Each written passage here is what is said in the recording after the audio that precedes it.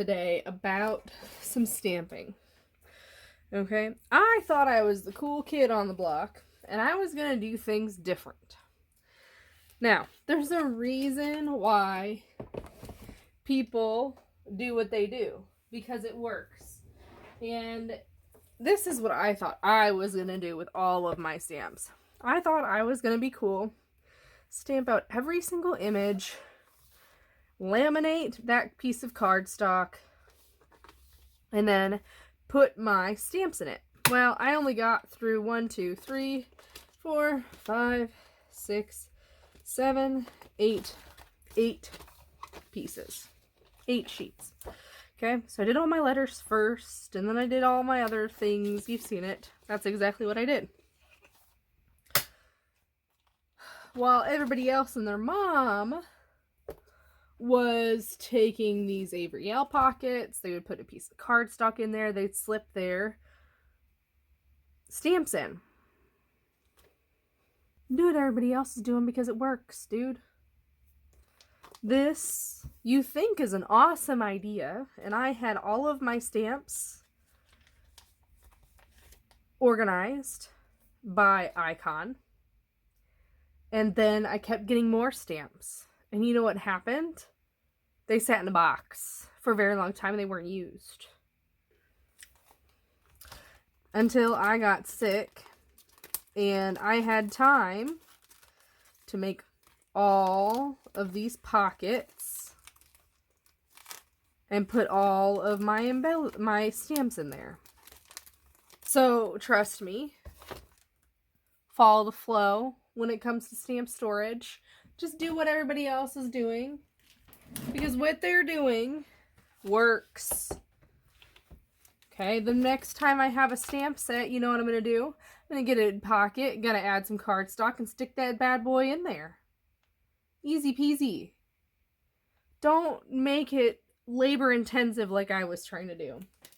And you know what's sad about it? All of my stamps, it was 3 pockets worth that I had organized and not done anything with. 3 pages, or 3 of these pockets. I just do what everybody else is doing. Okay? Golly. Reality check. Right? Now people may say, oh, I want my icons and my words separate. You can totally do that. However, it's better to just have your icons and everything together because they match. And when you go and make a card, everything makes sense together. Okay. Now, part of this whole journey of me organizing my stamps is I inherited or was gifted a whole bunch of rubber stamps. You know what's awesome is that you can stick those suckers right in the microwave for 30 seconds. And you can unmount them. This is a mounted stamp. It had 3 sides, so you would make this image. It's super easy. And then all of your stamps, I'm trying to show you another one, are in the same place. I'm telling you, do what everybody else is doing and just go with the flow. Now these little containers are from Walmart. I'm looking for a oh, I know. They don't fit in here. That's why they're not in here. I was like, I'm looking for one so I can show you what it looks like. Dang it. Okay. These were all individual stamps that I had peeled off a backer.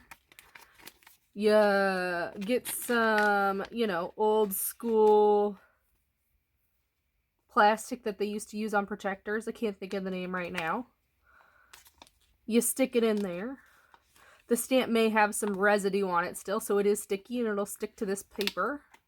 And you put a cardstock piece in there. And voila, you have your wood-mounted stamps in a convenient little piece of paper, or little, instead of a bazillion blocks. I'm telling ya, these are all my wood-mounted stamps. Easy peasy. Throw them in the microwave. Peel them off the backing. And you can then use them again, just like you would a normal one. Now, if you do want to use these, you probably will need to add just a little bit of adhesive, just a little bit of your ATG, so it sticks to that plastic acrylic. But give your old blocks new life. Now these rubber are better for mixed media when it comes to stamping texture paste, because there's more grooves in a rubber mounted stamp than there are in something that's acrylic. Now there are grooves here, but they're not as deep. Okay, so this is Auntie Nikki telling you that do what everybody else is doing. Don't try to recreate the wheel. Go buy some cheap pockets off Amazon. They do not need to be a real. Go buy that cheap container from Walmart, under $2 per crate. Add some paper to those pockets. Now, I will say I have two different size pockets. I've got a 5x7 and a 4x6. The majority of my stamps will fit in the 4x6 size. There are a couple stamp sets that need a larger size, like Stampin' Up. It was super easy to take this piece, cut it, but look, this would probably fit in a 4x6. The only reason it's in here is because this packaging is a little bit bigger. Enough said. Let's get baking.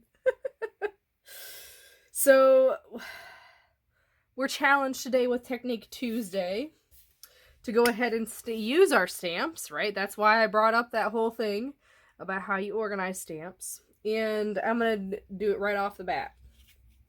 So, I've got a stamp set from close to my heart that was cars and traveling, and I am going to stamp this image right in the middle of this.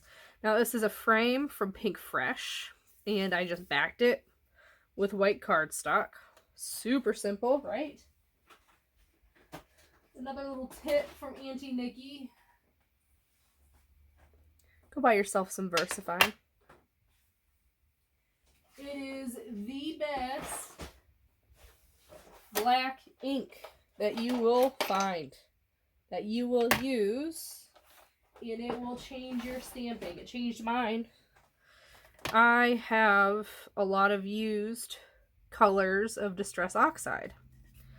Well, what happens when you get used stuff is that it's used and it doesn't stamp well. So I use it primarily for mixed media.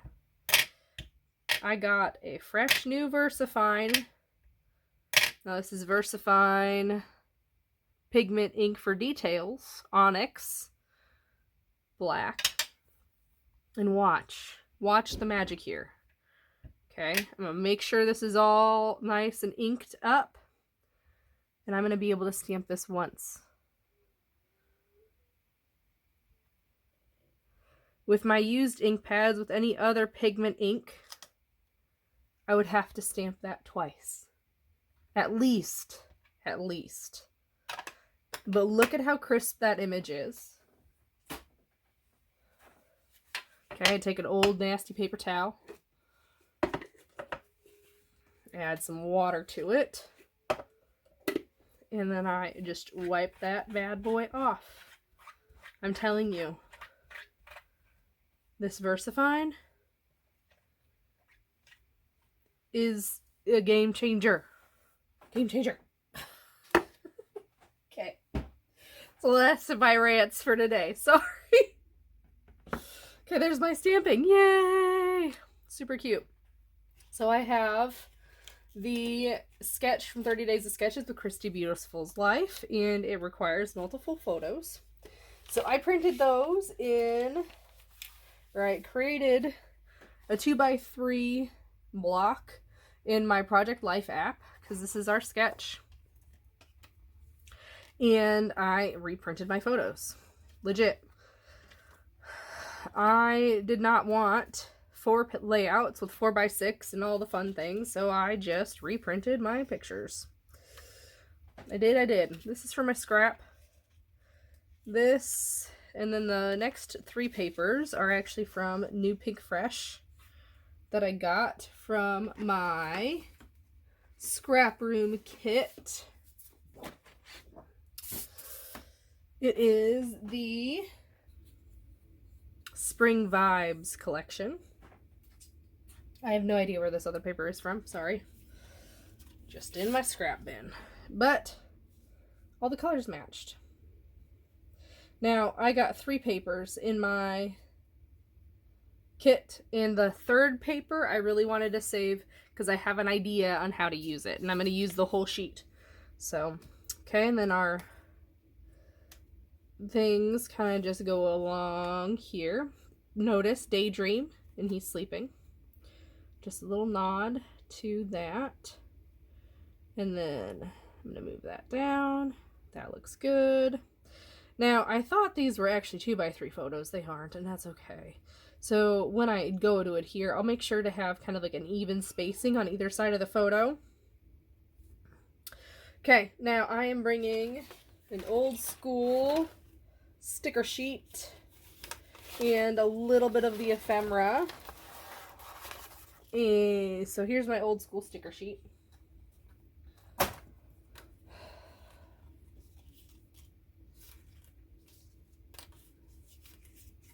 Hot mess today. Old school sticker sheet. And I happen to really like the hot air balloons. So I have learned in my process in the last couple weeks, you know, things change, right? Like we're all learning, we're all changing all the time. That's just how life goes. So I am going to scoot this over, that instead of saving things that I want to use but aren't going to use because I want to save it, like, I don't know, I'm always saving these hot air balloons because I love them for the perfect thing. Well, the perfect thing's not going to come around. I want to go on a hot air balloon ride. Do I think that ever is going to happen? Maybe if I make it happen. My husband hates heights though, so who knows? Right? Okay, so I got my 4 columns, and then I'm using a punch by Stampin' Up. That's the chevrons. And I am adding that there. It will look neater. I just want to get this done though. So then I'm going to add a little bus. That's for a challenge. So my challenge that I'm working on right now is buttons, buttons, tags, and specialty paper. So my specialty paper is that. In addition, green, something with photography, and then something with a little letter M. So that's a separate thing. That one is separate. So then I've got some tags here. Right, this is what I'm considering a tag because this is in the frames and tags ephemera pack. And then I've got my title, which is super stinking cute. Oh, and then I was gonna add some more chevrons, because you can never have enough chevrons. So nod here, and then I'm gonna do it like right here. I don't know if I'm gonna do 2, 3, where they're gonna end up landing. It might go like this to start the page, to start and end the page. And that, my friends, is my super simple layout. I used a nod to the chevrons that were in the sketch. I put my cluster here and my title there, which is like a nod to the sketch, and then I used my columns. And that's it. Super simple. For whatever reason, I'm having brain fog right now, and it took me a long time to figure out, but that's okay. It's going to be easy to adhere. I'm good to go. I hope you enjoyed this video and Auntie Nikki coming out.